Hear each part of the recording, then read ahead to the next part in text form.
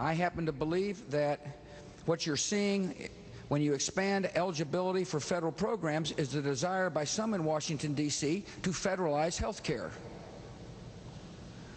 I don't think that's good for the country. I believe in private medicine. I believe in helping poor people, which was the intent of SCHIP, now being expanded beyond its initial intent. Democrats will try to override the veto later this month. So the hardball debate tonight, it's a hot one and right on time. Is the president right in vetoing this children's health care bill? Rachel Maddow is a talk show host on Air America Radio, and Pat Buchanan is an MSNBC political analyst. Rachel, why should the president not veto this bill? He shouldn't veto this bill on policy because this is one of the most phenomenally successful healthcare programs we've ever had in this country. Expanding it would go halfway toward getting rid of all uninsured kids in this country. In political terms, he shouldn't veto it because it's the wrong thing to saddle Republicans with, who are going to be running for re-election next year, on the grounds that they're against health insurance for kids. It's a wrong political move. Pat Buchanan, the politics and the policy. What's good about the veto? Well, let's talk about the politics of it, Chris. Look, the Republican Party is supposed to be a party that's against socialized medicine.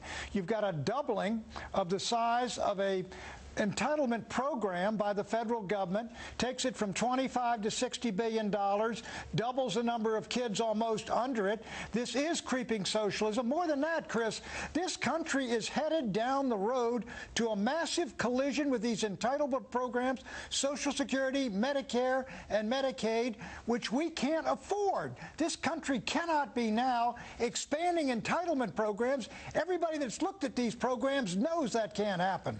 What do you make, Rachel, of the moving up of the ceiling of eligibility to $80,000 a year in some states? I think that takes account of what the reality is for families and the cost of living and the price of health care. Listen, if we were playing fantasy politics instead of fantasy baseball, this bill would win the World Series. This is a bill that expands private health insurance for poor kids and pays for it by raising the cigarette tax. Like, you can't make this a prettier bill unless you added puppies to it or something. I mean, it does go up to 3 or 4 times the poverty level. But you would call all that poverty. But you can't listen.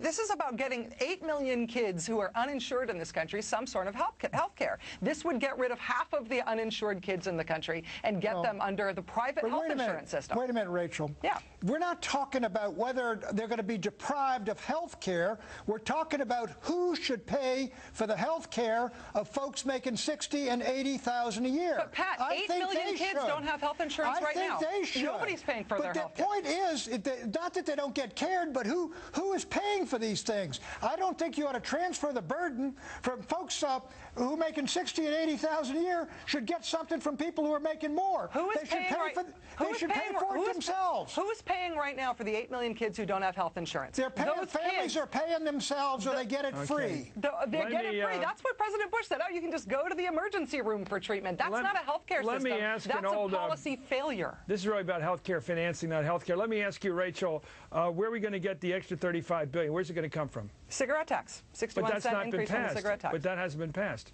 That hasn't been. That's what they're proposing to do to pay for it. But that's that's not part of this bill. There's no reason to believe that will happen, is there? That's what the Democrats are proposing to spend. But I'll gladly pay you on Tuesday for a hamburger today. Once again, they're borrowing money, saying they'll someday pay for it. Do you really believe a cigarette tax will be signed by this president? An increase in the cigarette tax will be signed by George Bush? If Bush didn't sign it, I would still be in favor of this bill, and I think 72% of Americans would still be in favor of it, too. So we're going to borrow the money from the Chinese. Listen. George Bush discovering fiscal conservatism on this issue would be like you telling me that Pat Buchanan just discovered multiculturalism right now. It doesn't make any sense. This guy airlifted $12 billion in cash into Iraq in shrink-wrapped bricks and didn't care when half of it walked off. But you can't discover Rachel, I think conservatism now. You got a valid point that George Bush has not been an economizer, but I think it's good that he starts. But let's take that cigarette tax. Who do you think pays that tax? It's working class folks. It's African Americans. It's people who enjoy cigarettes. You hammer them constantly with taxes, sin taxes. These things go after people who work for a living. This is outrageous that you're taking their money and paying for a benefit to people making 60 and 80 grand a year. Pat, you can yell about sin and you can yell about socialism and you can call this communist and you can do whatever you want. I think that people in this country are ready for something to be done about health care, and they don't care what names you throw at it. People want 8 million American kids that doesn't make it right because people want it and they may vote for it. On the merits, Rachel, Yeah. do you believe that in a cigarette tax to pay for this? On the merits? I think that if a cigarette tax could pay for it, yes, I believe in that. But if it wasn't the cigarette tax, I would still be for it. This is What tax would you be for to pay for it? At this point, if there's one thing that's going to be added to the deficit, I'd add this, and I'd bring our troops home from Iraq to pay for it. How about that? Okay, well, you know, this is a marginal question. He's going to stay in that war. He ain't getting out of that war now. It's the question whether we do this health care bill or not. Bush ain't coming home with the troops. The health care bill is $30 billion. Bush is saying that that's absolutely unfindable, unspendable. Okay, Chris, go ahead, Pat. The other night, our colleague, Tim Russert, hit all those Democratic candidates where they're going to cut or what taxes they're going to raise to save these gigantic Social Security programs. And here we are talking about increasing entitlement programs. But you guys are completely missing the forest for the trees. Come on, this president, this administration with the Republican-led Congress for the whole first part of his term turned the biggest surpluses in history into the biggest deficits in history. Now, all of a sudden, there can't be health care for poor kids because we're worried about the deficit. If you're going down the wrong road, Rachel, you don't keep going down it. I credit the president with at least standing up against the program, which you are right, is very, very popular. It took guts to do this, and when Republicans act with guts, I don't know whether that's politically smart, but it's about time they did the right thing. No, the reason that he's standing up against this program is because this is a phenomenally successful program that is socialized medicine, in the same way that Medicare is socialized medicine and Medicaid is socialized medicine, in the sense that the government helps out in a market that's broken. That is incredibly dangerous to the Republican worldview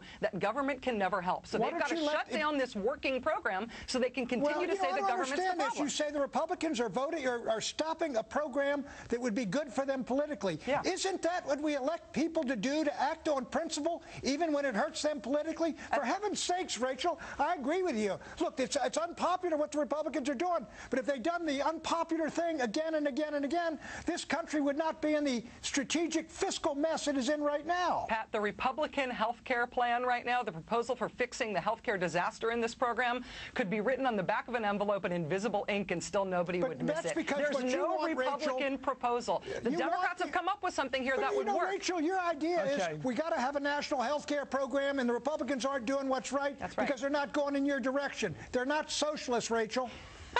All I know is this, that I think that we need a national health care system, and the Democrats say they're for one.